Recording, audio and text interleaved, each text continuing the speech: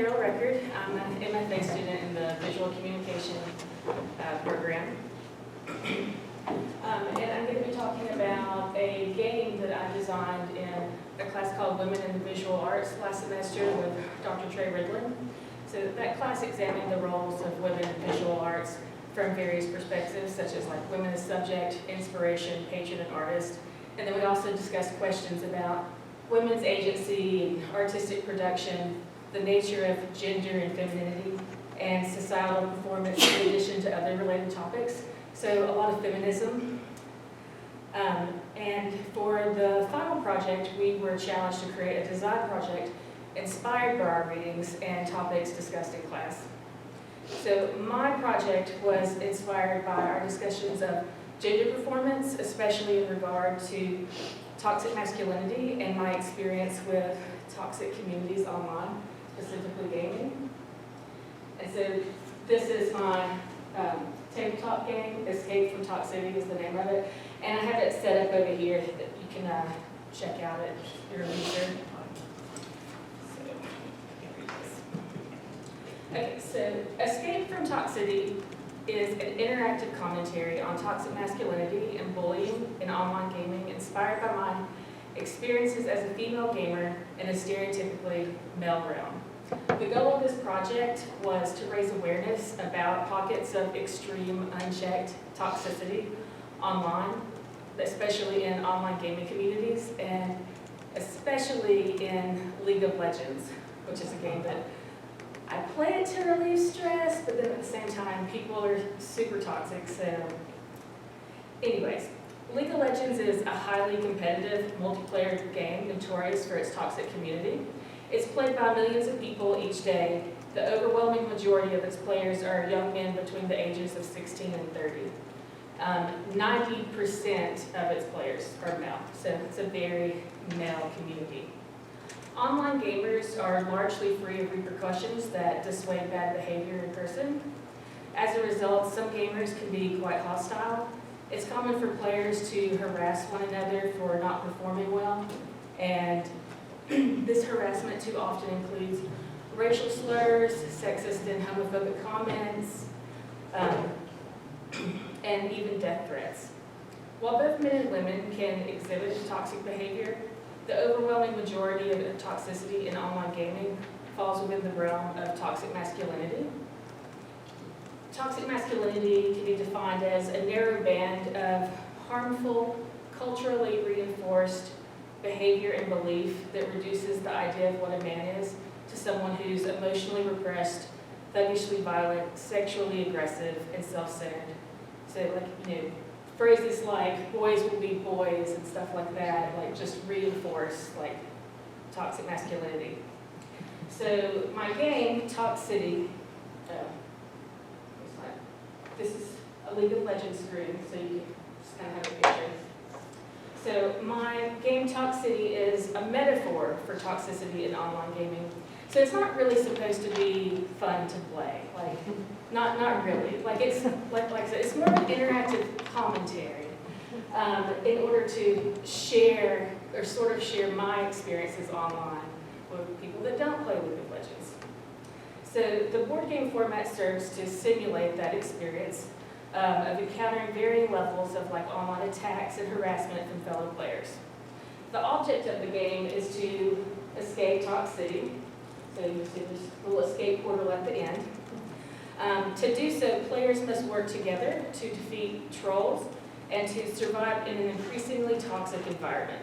The game's troll cards feature offensive language, specifically quotes seen and heard in League of Legends.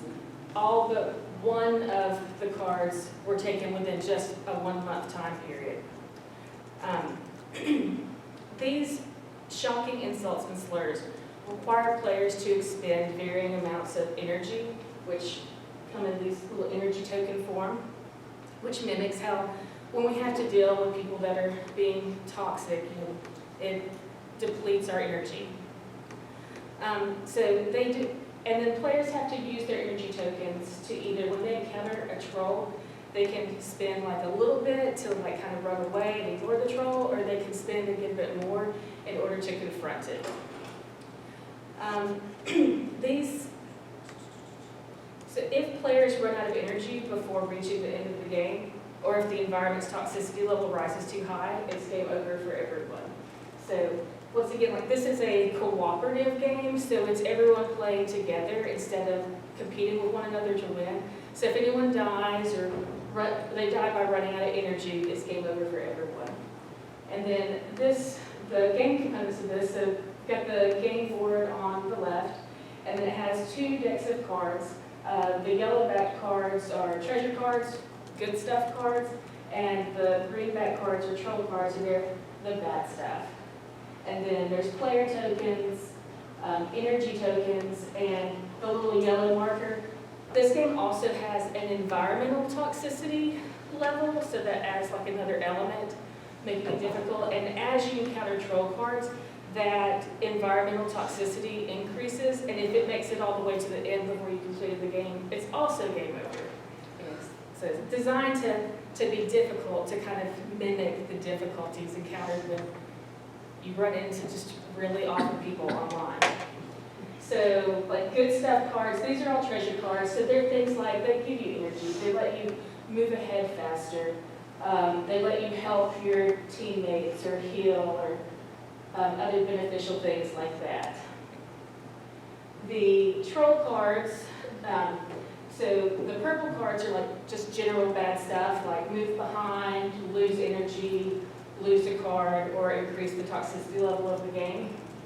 And then there are the troll cards, which feature toxic quotes from League of Legends players. And I just want a disclaimer, I condone none of these things. Like, once again, this is sort of a commentary. So like the idea is, as people play this game and they wouldn't know what they're going to encounter, they come across a card that says something really shocking, and hopefully it makes them think, like raises their awareness that people are out there that think it's okay to say these kind of awful things to people. So this first one is, go make some soup, bitch.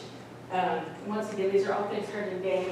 And so like on the cards at the top, there's in like blue text, there's a couple of numbers, which are how much energy they have to expend.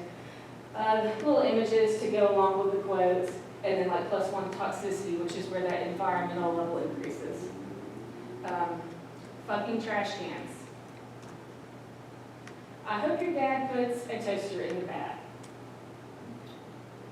I hope your kids get ass cancer. And I'd kill myself if I were black.